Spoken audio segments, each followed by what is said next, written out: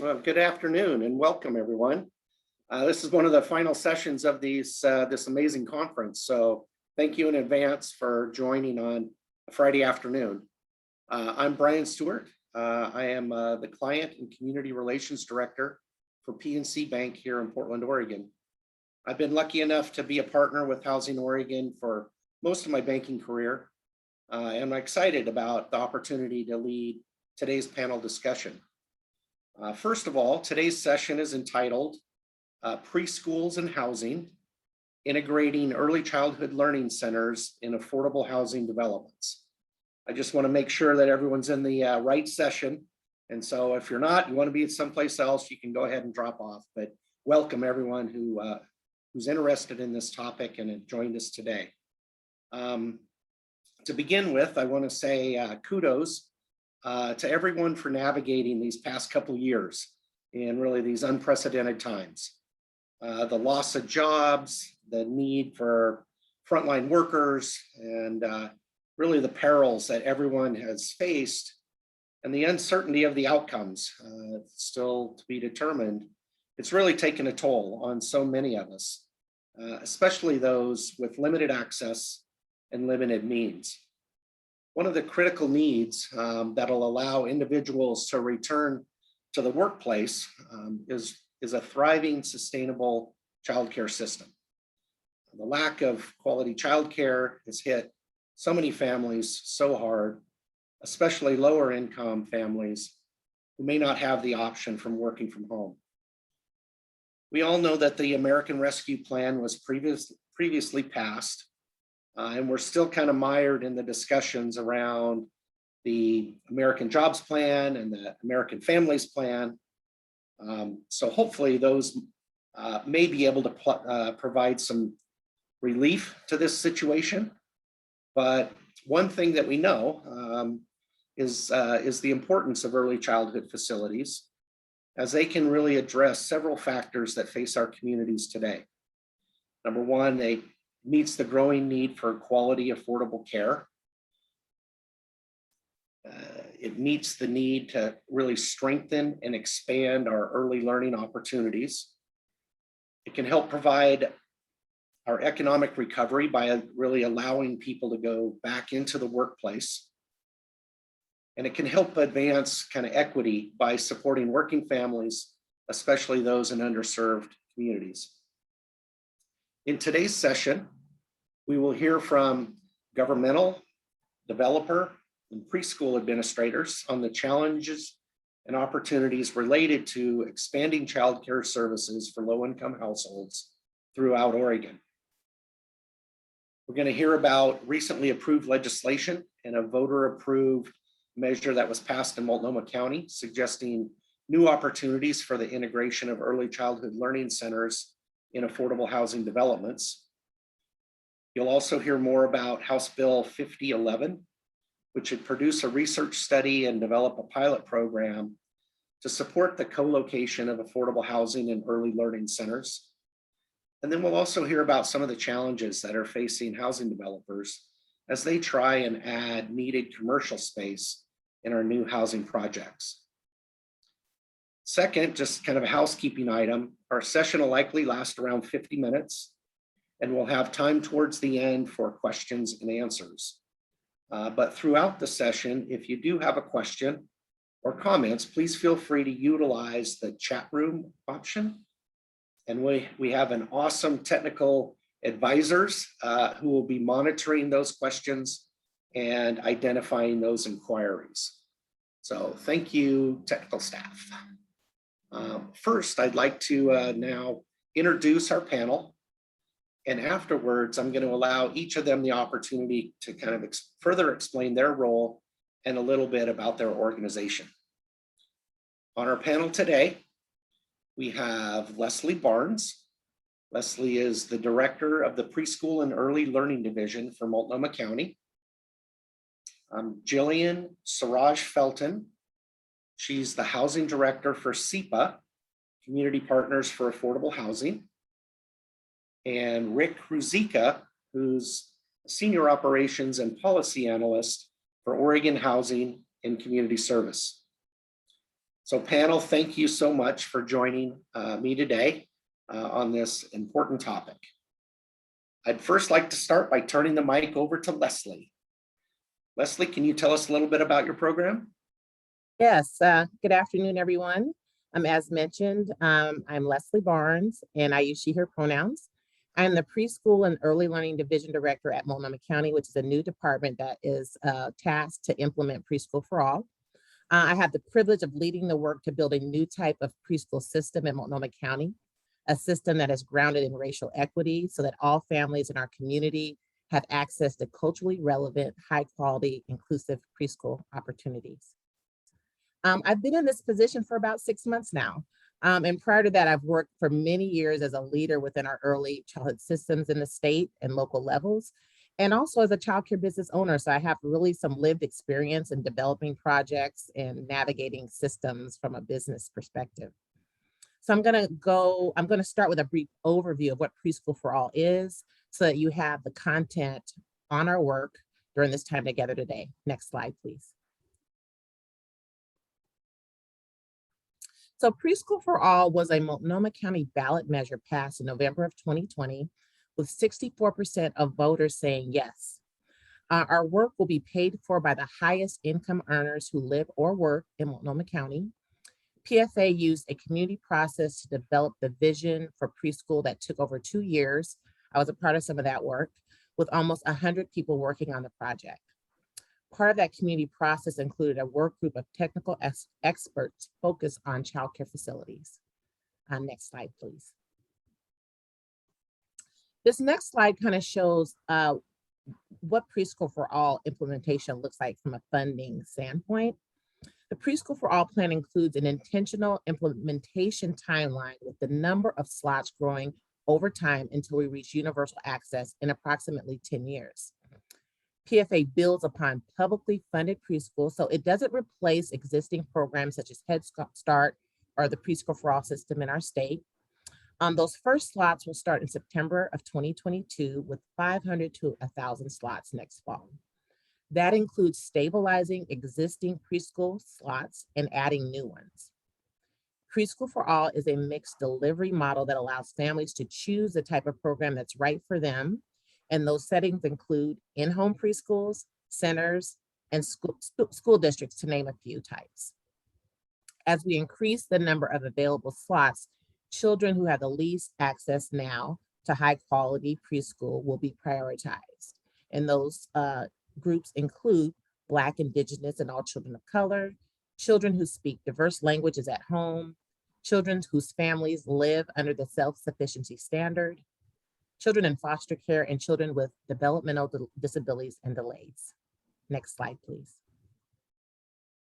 So relevant to the discussion today, one of the major challenges that we face as we build universal preschool system is the lack of high quality early learning spaces in our community.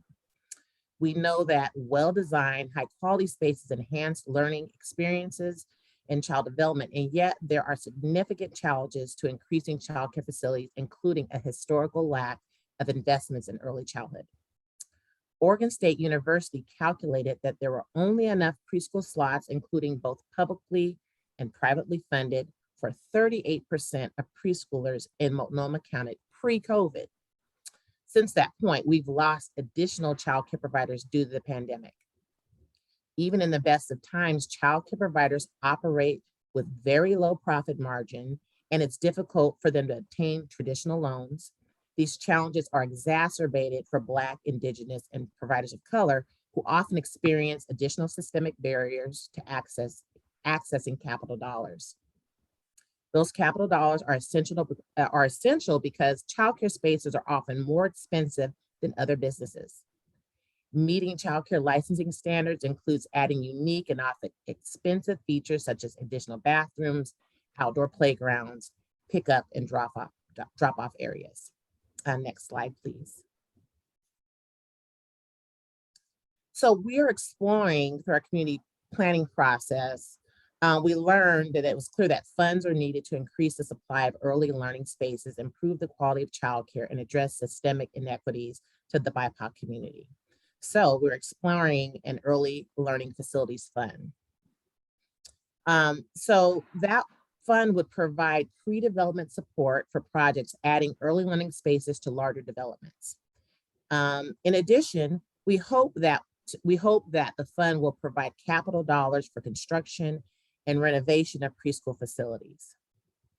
Preschool for All hopes to be a piece of the puzzle in addressing the broad infrastructure challenges in our county, but it will take additional investments and great partners, including affordable housing organizations. Thank you. And I'll pass it to the next panel presenter. Great, thank you, Leslie. So next, I'll pass the baton over to Jilian, Housing Director for SEPA. Jilian, the stage is yours. Thank you. Hi, I'm Jilian. I use she, her pronouns, and I am happy to be here today talking about mixing childcare and affordable housing developments. I think one of the biggest challenges that we face is figuring out the financing and the capital stack. Like Leslie said, there's the tenant improvements for spaces can be astronomically high. And it is so much easier to include those in your original plan, but bringing all the funding together at the right time in order to close with all of the attorneys and regulations necessary makes it a real challenge. So I look forward to talking to you about that. I obviously am not in control of those funds, so I'm interested to hear from both Leslie and Rick how those are going to be deployed in Multnomah County and around the state. My background before I was at Community Partners for Affordable Housing is I have 15 years in finance and banking. So, so I look forward to the conversation. Thank you. Thanks, Jilian. So, and now I'd like to reintroduce Rick Ruzicka from Oregon Housing and Community Services. So Rick, you want to tell us about your involvement in programs? Sure, yeah, thanks, Brian. Again, my name is Rick Ruzicka. I am the Senior Operations and Policy Analyst in the Affordable Rental Housing Division at Oregon Housing and Community Services. OHCS acts as both the Housing Finance Agency and the Community Service Agency in the state, which is kind of unique. Most of the time, housing finance agencies are separated from the state. My role is primarily to provide policy guidance. I also help set up new programs, so that's part of the reason I'm involved in this particular project. Support programs and compliance and act as a liaison between programs and divisions and outside entities as well. So I think I'm here today primarily to talk to you about House Bill 5011, and I'm going to share my screen here and have a slide presentation for you. It's not as nice as Leslie's. I wish I would have went first, but it's okay, I guess. Okay, so co-location of childcare and early learning centers are kind of what we're talking about today. House Bill 5011 was a departmental funding bill that was used to allocate resources to Oregon Housing and Community Services, most of which were pandemic or wildfire related, generally emergency type bills. Section 8 of that particular House bill allocated $10 million to the emergency board to be allocated to OHCS for development of affordable rental housing projects that are co-located with childcare or early learning centers. HB 5011 also included a budget note, and the budget note does the following. It directs our agency to develop a proposal in cooperation with the Department of Education's Early Learning Division to create a grant program. The proposal would be to support gap financing for affordable rental housing projects that are located, that are co-located with childcare or early learning centers. This is kind of new work for us. We've done some of these by accident, but we've never really intentionally put these two together. So, this bill really is giving us direction to really look at our programs and try to figure out, how do we incent this? How do we, make sure that this happens in communities? So OHCS and DOE will identify opportunities, considerations, partnerships, financing options, and funding sources that should be incorporated into such development. The proposal is due in February of 2022 and shall include the following in that scope. So we're basically, it's kind of a best practices document, but we're supposed to assess the need for developments of this sort, the sources and anticipated amounts of funding that may be leveraged to finance these developments, amenities, security, or safety considerations that should be incorporated into such developments, location considerations, criteria for project selection, estimated award size, characteristics of populations likely to be served by the development, and potential development timelines. Because we're merging expertise in childcare and early learning with expertise in housing development, these are two very different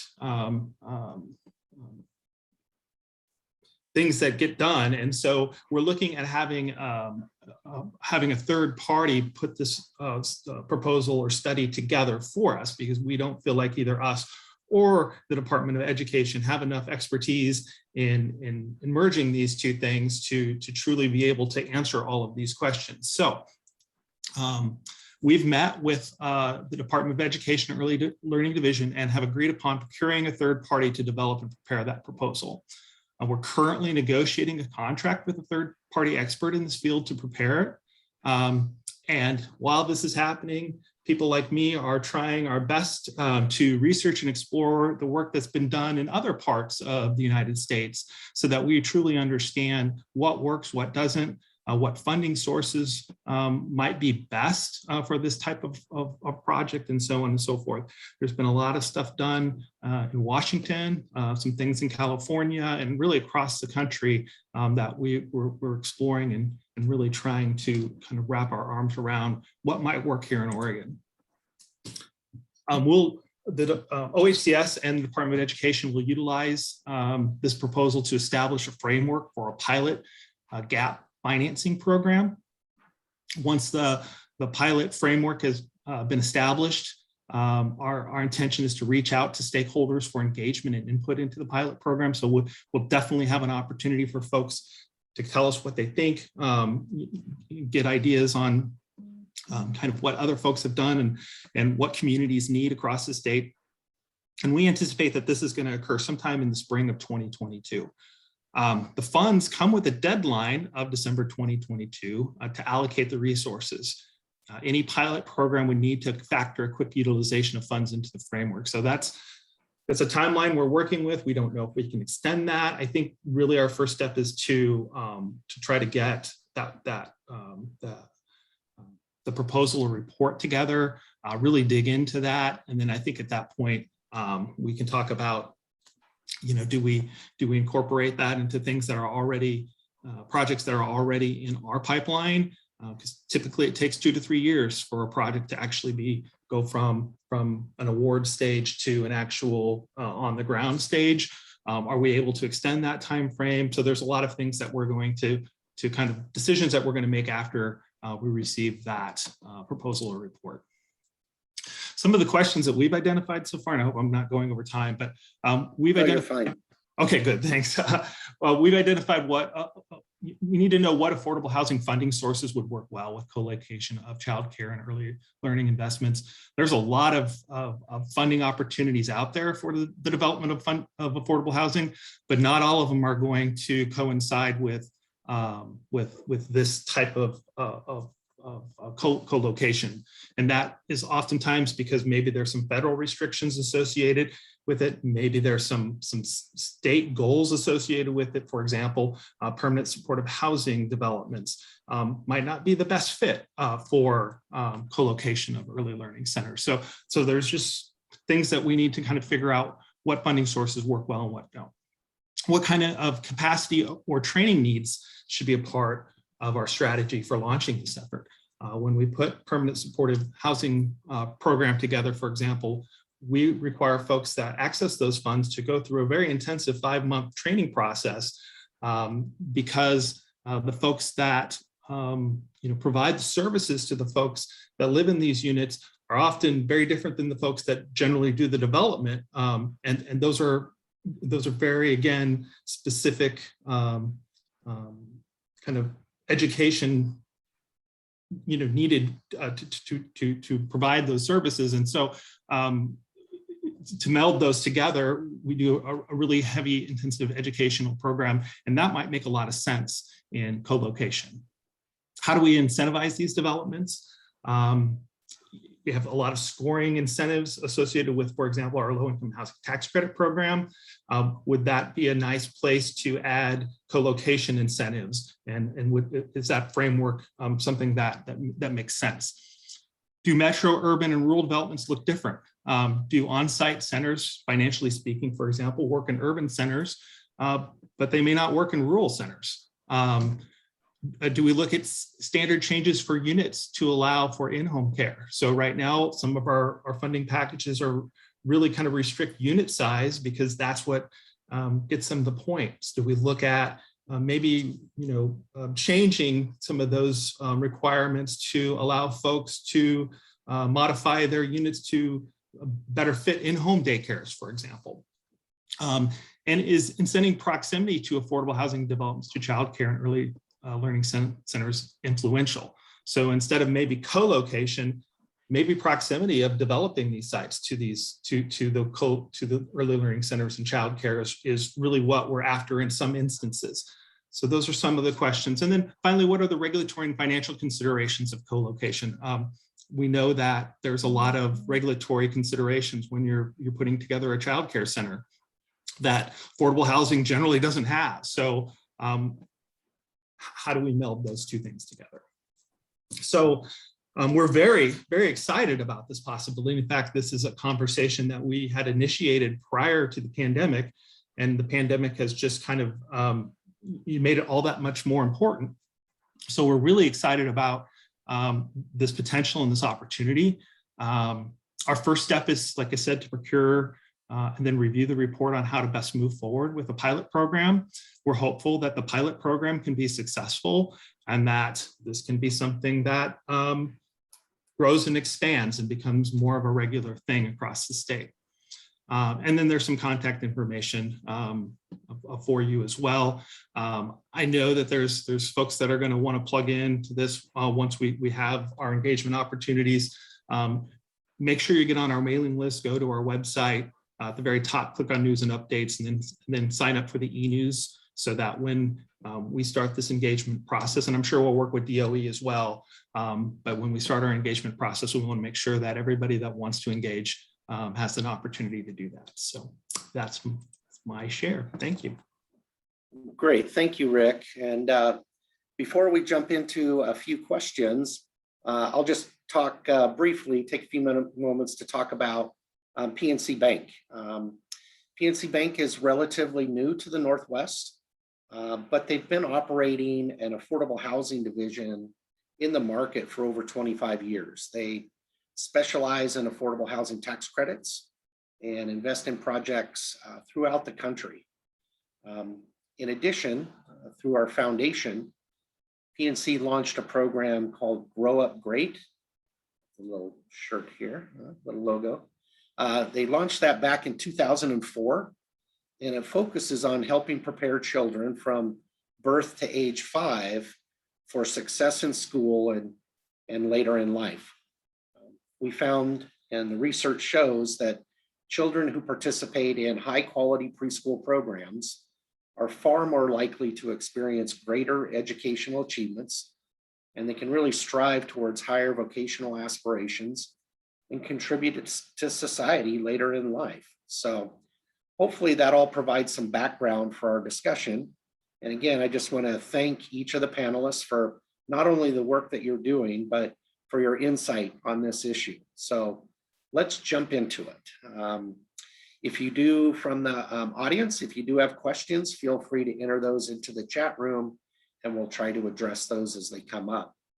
But first, Jillian, if you don't mind, you mentioned kind of the finance stack. And I'm wondering if you could maybe walk us through the development process and describe some of the hurdles that you face through that process of integrating these early childhood centers with affordable housing projects. Yeah, absolutely. So one of the challenges that I'm sure everyone is familiar with is that the funds for affordable housing cannot fund the commercial childcare or any commercial space, and the funds for the childcare can't fund any affordable housing. But of course, you share a building, you share a foundation, so there's just the tracking and the splitting and the attention to detail that's needed to separate out those two funding sources. Then when we're starting to bring in, so that's, we have tax credits, maybe there's other sources of funding like LIFT from the state, and LIFT wants an ownership or operational stake in the property. How is that going? How does that play nice with federal funding that might be coming in? Does that play nice with new market tax credits? How does that play with new market tax credits and LIHTC, right? These are all like very, just whatever your budget is, I think for legal fees, just double it. Because there's going to be a lot of lawyers and very, very, very expensive phone calls, which I once made the mistake of calculating exactly how expensive those calls are at the end of a project. And it was like $1,000 a minute. It was really depressing. And then there's other considerations, right? So a lot of times we are asked by jurisdictions to put in ground floor commercial to activate the site, to keep walkability, to keep the flavor of the neighborhood. And that's a great opportunity. We're already required to do it. We are not commercial lessors. That's not our wheelhouse. We want to stay out of that wheelhouse. Can we sell this to you and you can put a childcare there? And that's when all of the regulations around childcare come in. And that's why I think we really have a great opportunity if we can build these with that intention in mind. So one that came to mind in a site that we were looking at putting childcare in is just the outdoor space. And I will just talk about the outdoor space because the indoor space is complicated. But so outdoor space, we are always, as affordable housing developers, we never have the 5-acre prime real estate, right? Like we can't afford that. So we are squeezing everything onto a site that's probably too small, and we already need a parking exemption. And now we need 2,500 square feet in outdoor space that's exclusively for the childcare, cannot be used by residents when the childcare is open. And you can only have one classroom of kids. So that really maxes you out at about 4 classrooms. And those are all the same age range, because if you have childcare that's serving 0 to 3 and 3 to 5, now you need 2 play spaces. So now you're up to 5,000 square feet of outdoor space. And that's just right. And just figuring out, and I do not envy the scheduler at the Head Start that needs to figure out which kids are outside at what time and bring them in and lunch schedule and all of that. So that's just like one, and it seems like such like, oh yeah, of course, kids need to play outside, not a big deal. But it is, to get it right, is so much easier to get it right ahead of time, right? Because after the fact, now you're trying to figure out, well, where's the outdoors? Is it gonna be, I've seen childcares that their outdoor space is actually like across the street or down the block or whatever. And that is not that, that's how we make it work, but that's clearly not ideal. Opening up the door and being able to go outside is ideal. So just like little things like that, right? Like that outdoor space, and can it be used by residents when the school isn't in session? And is that a good idea? And right, like all of these kind of questions about that co-location kind of come up. And so it's very hard to get the funding. So we have our capital stocks for affordable housing that we've built up, and there's literally 10 to 15 different funding sources, so that every funding source can be leveraged with another funding source. And then it's the same trying to find the financing for the childcare.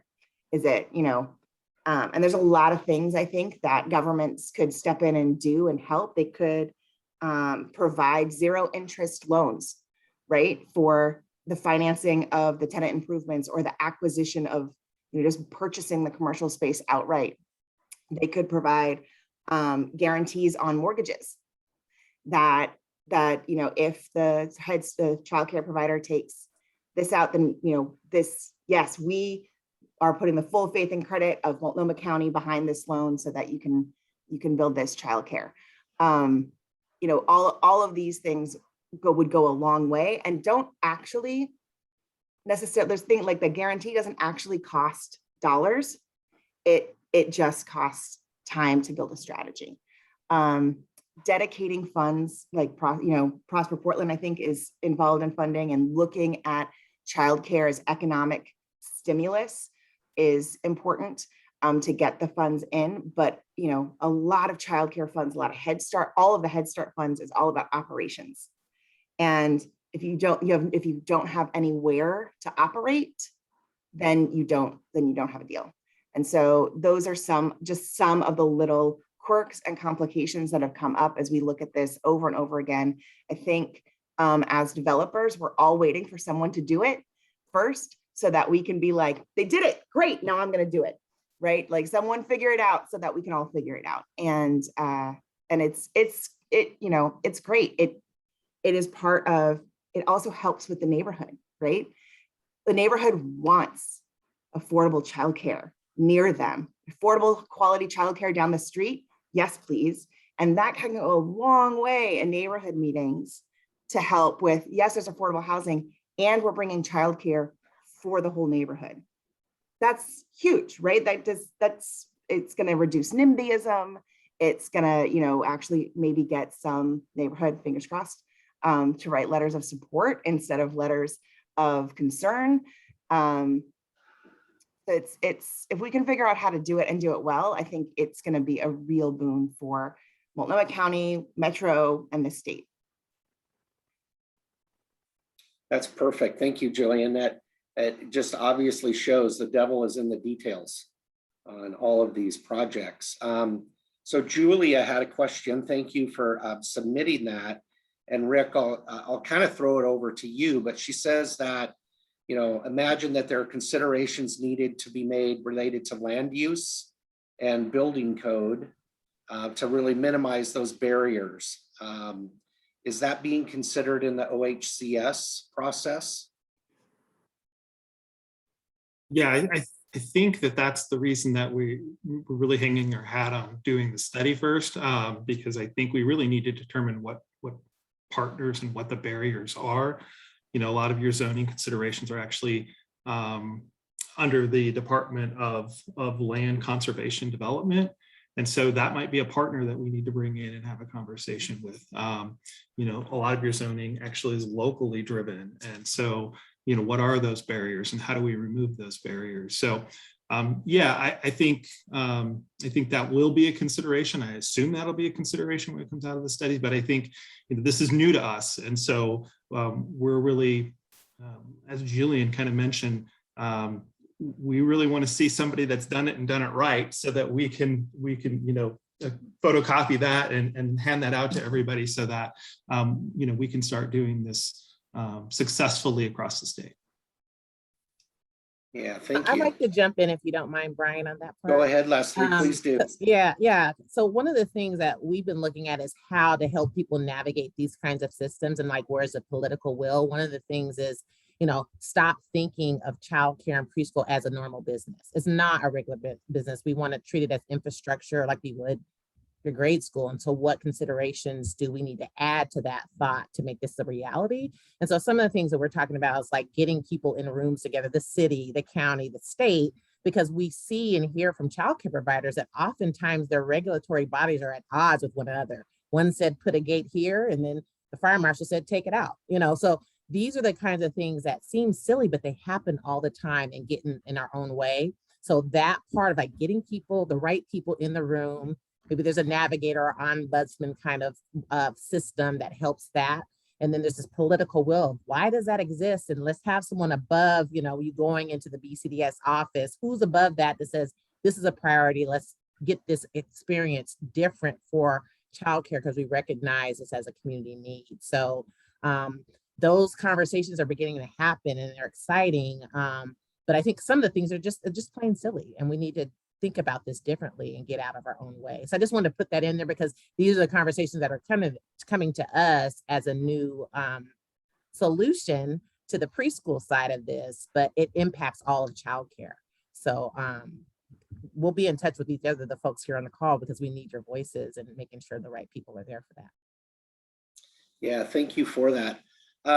Earlier we mentioned kind of there's likely a technical assistance gap amongst all of the providers, both on the learning center side and the affordable housing side. How do we start to address that technical assistance gap?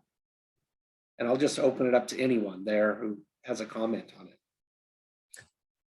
I'll start. I'll say something again, like what Rick described. Like we've been collecting stories, right? And seeing like where are the common threads between provider types from the large. We've talked to large scale folks like national chains to small individual providers who say, hey, I'm just trying to get an egress window in here so I can get 2 more slots here. And so what is the common thread? And where is the space, the thing that has to exist? It doesn't exist. I mean, right now you have the Child Care Resource and Referral who's doing their bit, and really they're supporting childcare providers in many, many ways, and we need to support them. And then, you know, there's folks that are trying to navigate financing. And so where is the one place to bring everyone together? There is no real TA space. There's ideas about it, but I would say it doesn't exist, and we need to create that. There's been lots of different solutions. If you talk about a small provider, shared services to help them navigate, what does your credit look like? How's that impact you getting a loan? And then who's the place you call when you want to get the egress window? So I think there's just a lot of spaces we need to just give it a home. So where's the home for technical assistance that's really impactful, that all the places are there and we don't miss things and have people waste time and money because we're trying to get something started next fall, right? And we're trying to stabilize what people are doing now who are living through a pandemic, who've already been kind of burned by systems and don't probably trust what we're doing. So we're trying to invite them to a new system, and they already know we've kind of messed this up. So how do we say to them, here's a new thing that's really going to help you get through this, because we want you here because you love working with children and we've gotten in your way. So, you know, we don't have a technical assistance space. That's what I'm going to say. One that really, really works in all the ways that we need it to. Yeah, thank you. Go ahead, Rick. I was just gonna lift up what Leslie said. I think, you know, when we sat there and kind of thought about what this would look like, I think, you know, technical assistance was you know, floated right to the top as you know, this is something that we're really going to need to think through, because I think not only technical assistance in terms of how you put these deal stacks together, but technical assistance in terms of you know, you have people that do affordable housing that don't run commercial spaces and don't run daycares, and you know, what does that look like? And so I think, you know, that's really going to be a key to making sure that, you know, this co-location idea is a successful one. I think, you know, I think we're really talking to, when it comes to preschool for all, or at least it sounds to me, Leslie, or we're talking about, you know, these commercial spaces and creating space, and large providers that might be able to, you know, move into that space and pay for it and hit the ground and they're done. But, you know, KinderCare is not a BIPOC owned company. So how do we, you know, I'm not telling Leslie anything she doesn't know, most of the childcare is provided by small providers. So those are the ones that need the technical assistance. Quite frankly, as a developer, I can talk to a major provider and they're gonna hand me 2 sheets of paper and they're gonna be like, for us to have a space, we need these things, right? They're gonna know. That's not a problem. We can figure that out. That's not the technical assistance. Like, we can figure out, if I had somebody ready to move in and give me, right? Like, great, let's build it. It costs this much. You pay this much, I pay this much. We're done. Let's move forward. I haven't had anyone offer that. Put my email in the chat. But it's really, you know, we want to lift up these smaller providers so that they can grow their business, so that they can, you know, it's infrastructure, but it's also economic opportunity for the childcare providers, right? If you are only able to operate out of your home, and now you have the opportunity to operate out of 4,000 square feet, that's a small business growth. That's employment. I mean, it's not just childcare, it's all of these things. So how does that small business owner not only know all of the ticky-tacky 2,500 square feet here, gate over there, 2 bathrooms, can it be a Jack and Jill bathroom? Can it not be a Jack and Jill bathroom, right? Like all of those things. And all of a sudden, triple, quadruple their business size. That takes technical expertise too. That takes technical assistance. Just being a small business owner, going from just having you and maybe one person to now you have 13 to 15 employees. That's a big change. And so there's their financial aspect and the loan and the financing, but there's also just like basic business growth stuff that we can't leave that behind, or we're not setting folks up for success. And when we want something to succeed, we pay for it. We put money to it. So if we're not putting money to lift up BIPOC businesses with this program, if we're not putting that technical assistance there, then we're not putting the money there, then we don't actually care about it, because we fund what we care about.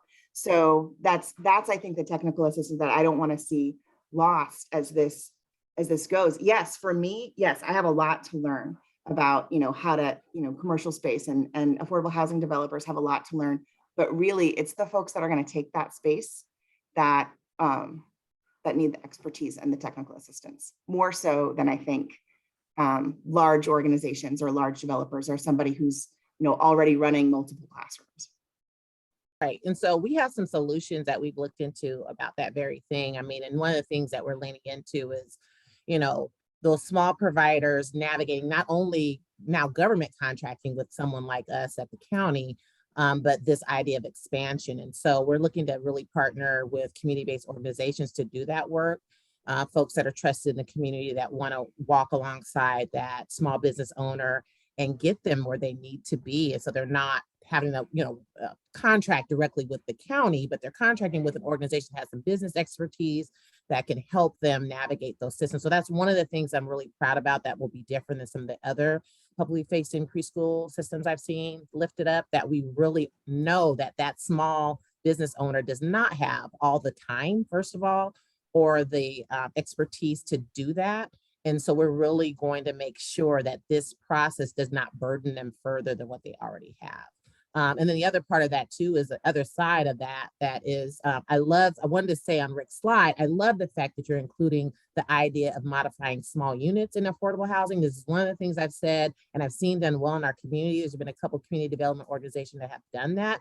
I've seen it done where they set aside a couple of units on the ground floor, added a little bit more square footage so that there's an extra toilet, it's close to a playground. I've seen other folks that rent actual houses to redevelop the basement and only rent those to small childcare providers. So those are the creative things, because this is not just about what Preschool for All is doing, because that's only 3 and 4 year olds. We're talking about infant toddler care. We're talking about odd hour care, and odd hour care is typically going to be done when someone from a family childcare business standpoint. And so how do you support them in these redevelopment dollars when they're the ones that really are keeping us going? It's not the larger program, just it's a space for them too, but we really have to lean into what does it look like to support someone that's in your housing development that wants to be an entrepreneur, and how do we support them and do that in the space that they live. Yeah, that's I'm curious very much to learn how we can do that, because there are so many regulations about who can live in what unit, right? And family size, like how many bedrooms and the size of your unit is determined by how many people that are in your family size, not by if you have the need for a large unit because you have a business. And so you might have someone who has a great business idea and wants to take that 2 or 3 bedroom ground floor space, and then sorry, per LIHTC regulations, we can't lease that to you. So how are we, how are we navigating that and getting, do we take those out of basis? Do we, and if so, how do we pay for them? So those are some questions I think that I'm really interested in. I'm also curious if you think that the legislation that was passed regarding density in single family zoned places where you can add an ADU or put a duplex where it's zoned for, or triplex, how does that how can we like tie those initiatives together? Is there a space to like build an ADU just for childcare? Is that something that could, yeah. Well, as you all mentioned, it really comes down to prioritization, right, across the lines. Thank you, Ann and will. Ashley, for, yeah. The will. Will, Yeah, the will. yeah, that we want that's to do that. right. And I smiled because my own childcare business happened to have a house. We lived in a house from the ADU but we were lucky because just so happened that that plot of property was zoned EXD at the time. So we could do this mix, this idea of converting that space to commercial use. It was unique, but I think that's an example of how you can really think outside the box, but it's the will from above here to push these ideas to get out of our own way. Yeah. Well, I have a couple other questions, but I'll jump to the chat real quick. Number one, thanks, Nick, for writing in there. Nick says that Rose Community Development here in Southeast Portland, they've developed 2 LIHTC projects that include home childcare units. So I think we have experts on the in the audience. So thank you, Nick, and we'll definitely be able to send people your way to, for more explanation there. Ann and Ashley, thank you for your questions. I'll kind of group them together just to throw it out to the panel. But one was talking about, is there a precedence or can we use a model like the community land trust model to own affordable childcare spaces? And then also, Ashley's question is around the childcare division or other such organizations. Do they have insight or info pertaining to other precedents that integrate affordable housing and early childhood education? Obviously, and then Leslie's put here, Rose, PCRI has done some, and REACH is also kind of helping lead the way in this effort. I'll throw that open. Before I do though, I mean, on the community land trust, I think one of the issues there is around probably the lease agreement, whereas the standardized lease agreement is just really for residential home. And so adding that business component is probably similar to what we experience with the larger affordable housing projects and commercial versus housing, the housing component financing piece. So I'm not fully versed on that, but that would just be my first inclination. I'll go ahead and throw it open to the panel. Do you want to take a crack at either of those 2 questions? I can try that one.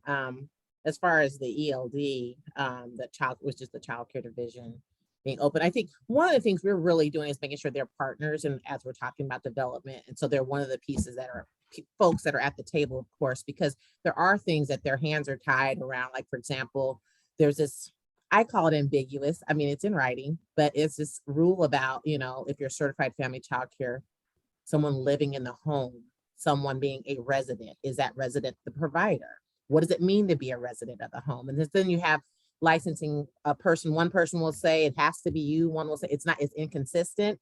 And so it leaves room for confusion. Sometimes it leaves room for accusations of discrimination because it's applied in different ways. It's not clear or transparent. So yeah, we do engage and talk to ELD about these things and want to problem solve that because they're there for health and safety and they're following what they believe the city is telling them to do. So there again, you have a situation where the city says one thing, it's open for interpretation. They don't have a rule about what does a resident mean? Does it mean I have towels and clothing in the house? Or does it mean I spend 30 hours a month? What does it mean?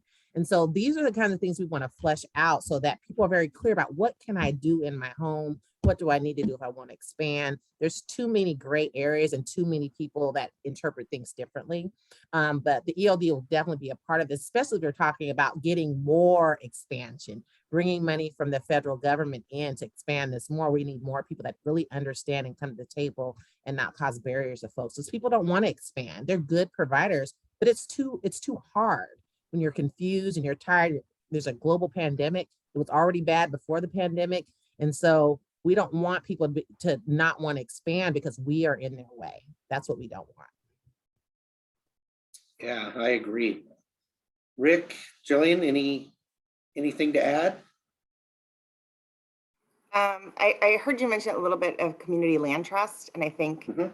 that's it's something that's worth looking at. I would just again remind that it has to match with the funding source, right? Like that would have to be carefully matched with the funding source, because if it's general obligation bonds from the city, the county, or the state, how does the land trust play nice with co-ownership and the requirements of general obligation bonds? Yeah. So I think that there's opportunity there for sure, but it's we have to create the pathways. So we have all of these different sources, and it's like, okay, if you want to, it would be very helpful, I think, as part of that technical assistance to say, if you want to build an ADU to do childcare, this is your path. And if you want to, do in-home childcare, this is your path. And if you're looking for commercial space, here's the path. So these funding sources go with this type, and these funding sources, so that it's not just me that's going, okay, like can I get over here? Does this bond play nice with this federal tax source? Nope. Okay, try again, back to the drawing board, and just have those laid out. And then it would be clear. Because I think it's really hard to answer, does a community land trust work? I'm sure it does somehow. Yeah. No, great no point. Program that's like this, you do the community land trust, and then you get financing from here, and then you get operational support from here. And that, I think, would be great to be able to lay that out. And I think it would speed development. It would speed up getting these childcare centers open. Yeah, that's a great point. I know from a financial institution standpoint, oftentimes we are tied in with the regulatory component. But are there other funding groups that should be at the table, and I'm sure are involved? Groups like CDFIs, or community development financial institutions, people like Craft 3 and Impact Capital, and others, Enterprise, NOAA, the Network of Oregon Affordable Housing. How can we bring or ensure those organizations at the table and in this discussion? Anyone? I think that's the goal. At least as far as, I think as far as we're concerned, is to try to figure out who belongs at that table. And as Jillian had mentioned, developing affordable housing is hard. Developing affordable housing and co-locating childcare is just making it harder. That doesn't mean we can't figure it out, but it may be different for rural areas and urban areas, and Hood River versus Portland or whatever. And so probably not only every community is going to be different, but every deal is going to be different. That's how affordable housing works currently, and I imagine that this is going to be more of the same. But if we can at least kind of find some standard paths, some standard programs, some things that generally work, that at least gets people going in their community. I think that's really kind of what we're trying to figure out, and I think that's the purpose of at least the study, at least trying to kind of propel us into that area, because again, we're meshing kind of two very complicated programs or systems and trying to make them work together. And I think we can do it. It's just it's going to be difficult. And I think we need all the partners, all the financial partners, probably from both segments, to start talking, to start working together, and that's going to help us, find that solution to because I think operational issues are probably going to be a problem. Development is going to be a problem. All of these things we're going to need to work through. Yeah. I think a lot of the CDFIs they're already trying to find ways to fund childcare, because they do consider it economic development. I know Craft 3 is financing, I think Ladybug childcare in a PCRI commercial space. So they are helping to facilitate and navigate that. listening to them talk about trying to do that after the fact would just reinforce for me that, gosh, if they had been connected when the building was being built, how great would that have been, and how much less expensive would it have been to do those tenant improvements from the beginning? But I applaud them very much for getting it done now. I'm excited for that owner and that expansion. But the ways that you get more CDFI funds, give them more money. Give the CDFIs more money specifically to lend to childcare providers, right? I think they already have the infrastructure set up.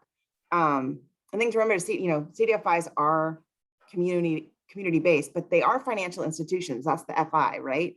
And they do have underwriting criteria. And so then that kind of flows back to the technical assistance and navigating loan, commercial loan applications and guarantees and that sort of thing. But that's what CDFIs are also, right? They're set up to do that. So I think that's a great point of engagement to bring them in and get them to the table. And I think that, organizations, CDFIs that have already successfully funded childcare are the ones to talk to. How did you do it? What underwriting criteria do you have? What stumbling blocks did you have? Those are great questions. And I'm going to throw in Philanthropy. Let's not forget about them. They really help. Oh, yes. Have been helping private business too, because their employees need to go to work. So we need to bring them in on this, because where you can get the housing, maybe they have some money for the facility side of that. Tapping into those are important, because those folks do come to places like CCRNR and say, hey, I'm a big employer, I'd like to do that. And maybe your project is there, and maybe there's some kind of nice marriage that can come of that if we're bringing the right people to the table. So I wanted to bring that, throw that in there too. Well, thank you for those comments. And I think it, again, it all goes down to prioritization and, making sure that everyone that is involved, these projects are so, and concepts are so integrated. We've got to make sure that everyone is at the table prior to the completion, so that we can address those issues. I do want to just comment briefly on Alyssa's comment talking about the early learning component. They are reviewing the childcare rules to remove kind of that ambiguity and kind of present the information in consistent and plain language that'll really help address some of the interpretation differences that you mentioned, Leslie. So things are working there. I know that we're approaching the bottom of the hour, so I'm going to go ahead and close. I want to applaud our panelists. Thank you so much, Leslie, Jillian, and Rick. Your insight is very much appreciated, and your work is so important around this topic. I'd also like to thank Brian Hoop of Housing Oregon and all the staff required to make this conference such a huge success. We would appreciate everyone's feedback, so please consider completing the Zoom poll evaluation that Gally posted in the chat room there, or it may even pop up before you sign off. I'm not exactly sure, but you can do the evaluation there in the chat room. And then I just want to thank everyone for joining our session today. Thank you for joining the conference, and I hope everyone has a wonderful weekend.